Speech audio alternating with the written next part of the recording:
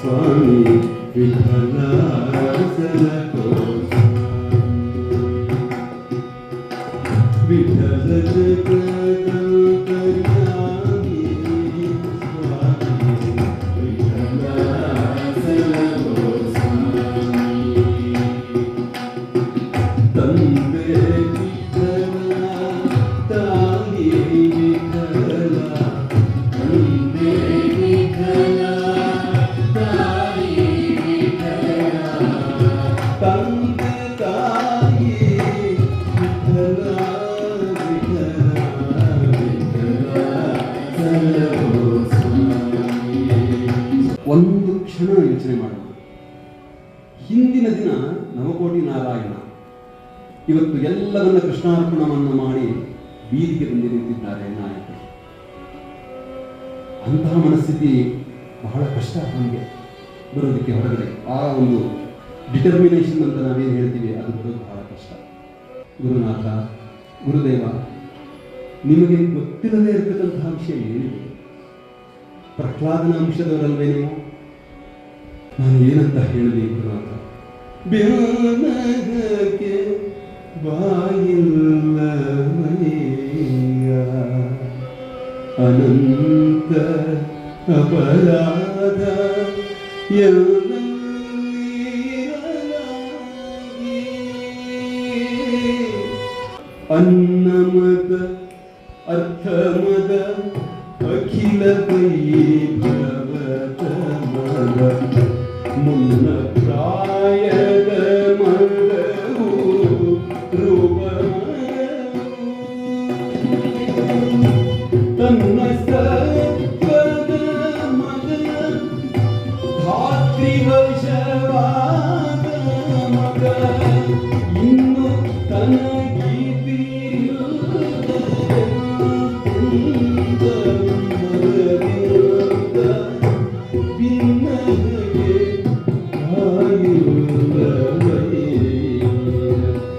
ಶ್ರೀನಿವಾಸ ಅಂತ ಕರೀರಿ, ನಾಯಕರಿಂದ ಕಡಿಬೇಡಿ ಗುರುದೇವರು. ಮತ್ತು ನಿನ್ನಿಂದ ಆಗಬೇಕಾಗಿರ್ತಕ್ಕಂತಹ ಕೆಲಸ ಬಹಳಷ್ಟು. ಪದೇ ಪದೇ ನಾನು ನಿನ್ನನ್ನೇ ಆಗಿ ಬರಕ್ಕೆ ಹೇಳ್ತಾ ಇದ್ದಿದ್ದು ಅಂದರೆ, ನಿನ್ನಿಂದ ಈ ಕಲಿಯುಗದಲ್ಲಿ ಆಗಬೇಕಾಗಿರ್ತಕ್ಕಂತಹ ಮಹತ್ ಕಾರ್ಯವನ್ನು ನಿನಗೆ ನೆನಪಿಸಬೇಕಾಗಿತ್ತು. ನಾದದಿಂದ, ಸಂಗೀತದಿಂದ ಮನುಷ್ಯನಲ್ಲಿ ಇರತಕ್ಕಂತಹ ದುಷ್ಟ ಭಾವನೆಗಳನ್ನು, ಕುಸಂಸ್ಕಾರವನ್ನು ನೀನು ಸುಸಂಸ್ಕಾರದ ಕಡೆಗೆ ಬದಲಾವಣೆ ಮಾಡಬೇಕಾಗಿದೆ. ಹಾಗಾಗಿ ನಿನಗೆ ನಾನು ದಾಸದೀಕ್ಷೆಯನ್ನು ಕೊಡ್ತೇನೆ. ಇವತ್ತಿನಿಂದ ನೀನು ಪುರಂದರಗಡದಿಂದ ಬಂದ ನಾಯಕ, ಪುರಂದರಗಡದಿಂದ ಬಂದಂತಹ ದಾಸನಾಗಬೇಕು ಎಂದು ಬಂದಂತಹ ಶ್ರೀನಿವಾಸ ನಾಯಕ ಇಂದಿನಿಂದ ಪುರಂದರ ದಾಸ ಎಂದು ಕೀರ್ತಿವಂತನಾಗ್ತೀಯ. ಪುರಂದರ ದಾಸನಾಗಿ ಸರಳವಾದ ಸುಲಲಿತವಾದ ನಮ್ಮ ಮಾತೃಭಾಷೆಯಾದಂತಹ ಕನ್ನಡದಲ್ಲಿ ಗೀತ ಉಪನಿಷತ್ತುಗಳ ಸಾರವನ್ನು ಸುಲಭ ರೂಪದಲ್ಲಿ ಸಂಗೀತದ ರಾಗ ಲಯಕ್ಕೆ ಅಳವಡಿಸಿ ಅದನ್ನು ಸಾರಿ ಜನಗಳಲ್ಲಿ ಕೀರ್ತನೆಯ ಅಭಿರುಚಿಯನ್ನು ಅಭಿವ್ಯಕ್ತಪಡಿಸಿ ಅಭಿರುಚಿಯನ್ನು ಹೆಚ್ಚಾಗಿ ಮಾಡಿ ಅವರು ಕೂಡ ತಮ್ಮ ಜೀವನ ಸಾಕ್ಷಾತ್ಕಾರದಲ್ಲಿ ಭಗವಂತನನ್ನು ಕಂಡುಕೊಳ್ಳುವ ಹಾಗೆ ನೀನು ಮಾಡಬೇಕು. ಅದಕ್ಕೆ ನಾನು ನಿನಗೆ ದಾಸದೀಕ್ಷೆಯನ್ನು ಕೊಟ್ಟಿದ್ದೇನೆ. ಈ ದಾಸದೀಕ್ಷೆಯನ್ನು ಪಡೆದುಕೊಂಡು ಚೆನ್ನಾಗಿ ಎಲ್ಲ ಕಡೆ ಸಂಚಾರ ಮಾಡಿ ನಿನ್ನ ಜೀವನವನ್ನು ಸಾರ್ಥಕಪಡಿಸಿಕೊ.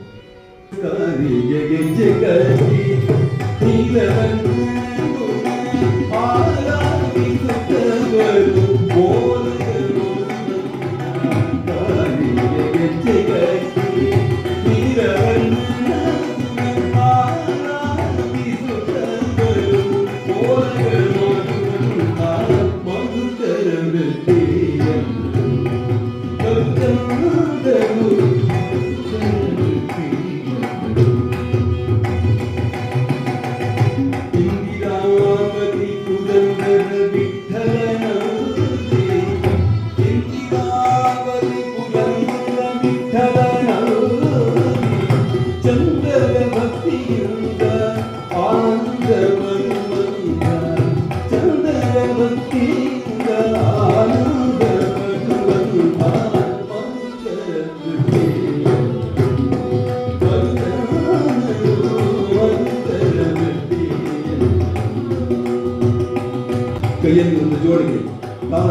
ಮಕ್ಕಳನ್ನು ಹಿಡಿದುಕೊಂಡು ತನ್ನ ಮಕ್ಕಳು ಗ್ರಾಮದಲ್ಲಿ ಸಂಗೀತವನ್ನು ಅಭ್ಯಾಸ ಮಾಡಬೇಕು ಅಂತ ಆಸಕ್ತಿ ಇರ್ತಕ್ಕಂಥವರು ಶುದ್ಧ ಭಗವಂತನ ಭಕ್ತರು ಎಲ್ಲರೂ ದಿನ 1 ದಿನ 2 4 5 10 ಹೀಗೆ ರಾಜ ಕೇಳಿದ ಅಂದರದಾಸರೇ, ಈ ಬಡತನ ನಿಮಗೆ ಕಷ್ಟ ಆಗ್ತಾ ಇದೆ, ಸಿಕ್ಕಿದ್ರು ಆಯ್ತು ಇಲ್ದಿದ್ರು ಆಯ್ತು, ಇದು ಕಷ್ಟ ಅನಿಸ್ತಾ ಇದೆ, ನೀವು ಈ ಬಡತನವನ್ನು ಹೇಗೆ ಸಹಿಸಿಕೊಳ್ತೀರಿ? ಪುರಂದರರು ಹೇಳ್ತಾರೆ, ಶ್ರೀನಿಧೆ ಹರಿಯನಗೆ ನೀನಿರೋಪತನಕ ನಾನೇಕೆ ಬಡವನು ನಾನೇಕೆ ಪರದೇಶಿ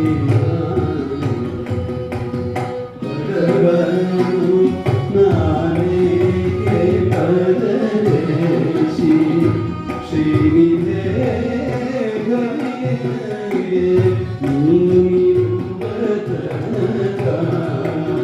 ಪುರಂದರರು ಹೇಳ್ತಾರೆ, ಮಹಾಪ್ರಭು ಈ ರೊಕ್ಕದ ವಿಷಯ ನಿಮಗೆ ಗೊತ್ತು, ನಾನು ಹೇಳ್ತೇನೆ ಕೇಳಿ. ರೊಕ್ಕ ಎರಡಕ್ಕೂ ದುಃಖ ಕಾಣಕ, ರೊಕ್ಕ ಎರಡಕ್ಕೂ ದುಃಖ ಕಾಣಕ, ರೊಕ್ಕ ಎರಡಕ್ಕೂ ದುಃಖ ಕಾಣಕ, ಮಕ್ಕಳ ಮರಿಗಳ ಮಾಡೋದು ರೊಕ್ಕ, ಸಕ್ಕರೆ ತುಪ್ಪವ ಸವಿಯೋದು ರೊಕ್ಕ, ಕಪ್ಪುಲಾದಿಯನ್ನು ಬಿಡಿಸೋದು ರೊಕ್ಕ, ಅಕ್ಕರೆ ಹೋದ ಆಗಾದ ಕಣಕ, ರೊಕ್ಕ ಎರಡಕ್ಕೂ ದುಃಖ ಕಣಕ, ಮುದ್ದು ಪುರಂದರ ವಿಠಲನ ಮರೆಸುವ, ಮುದ್ದು ಪುರಂದರ ವಿಠಲನ ಮರೆಸುವ, ಬಿದ್ದು ಹೋಗುವ ರೊಕ್ಕ ಸುರುಮೀನಕ್ಕ, ರೊಕ್ಕ ಎರಡಕ್ಕೂ ದುಃಖ ಕಣಕ. ಪರಮ ಪುರುಷ ಪರಮ ಜ್ಯೋತಿ ಸ್ವರೂಪ ವಿದುರ ಪುಂಜ ವಿನಯ ಚರಿತ ವಿಹಂಕಾರಿ ಸೋಮನ ಉದರಿ ನಿವಾಸ ಉದರ ಶಯನ ಉನ್ನತೋನ್ನತ ಮಹಿಮಾ ಯದುಕುಲೋತ್ತಮಯ ಜಗದಕ್ಷ ಶಿಕ್ಷಕ ರಾಮನಾಮ ಪದ್ಮನಾಭ ಪರಮ ಪುರುಷ ವಿಭೀಷಣ ಬಾಲಕ ನಮೋ ನಮೋ ವಿಭಾವರಗಾಯ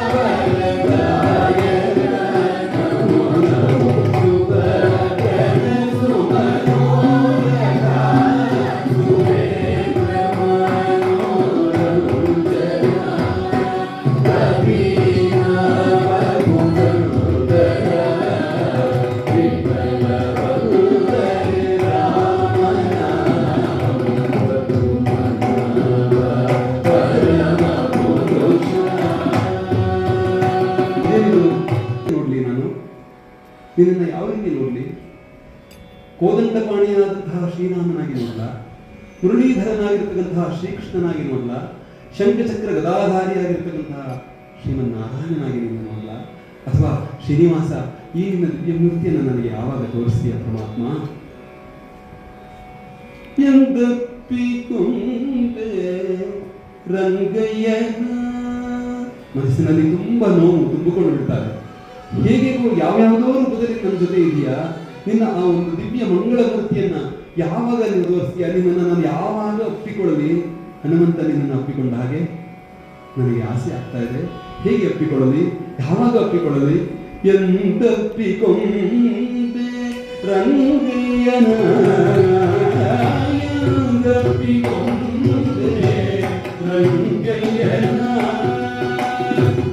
ಎಂದಪ್ಪಿಕೊಂಡೆ ಎಂದು ಮುದ್ದಾಡುವೆ, ಎಂದಪ್ಪಿಕೊಂಡೆ ಎಂದು ಮುದ್ದಾಡುವೆ, ಎಂದಿಗೆ ಸವಿ ಮಾತನಾಡಿ ನರಳಿವೆ, ಎಂದಪ್ಪಿಕೊಂಡೆ ರಂಗಯ್ಯನ.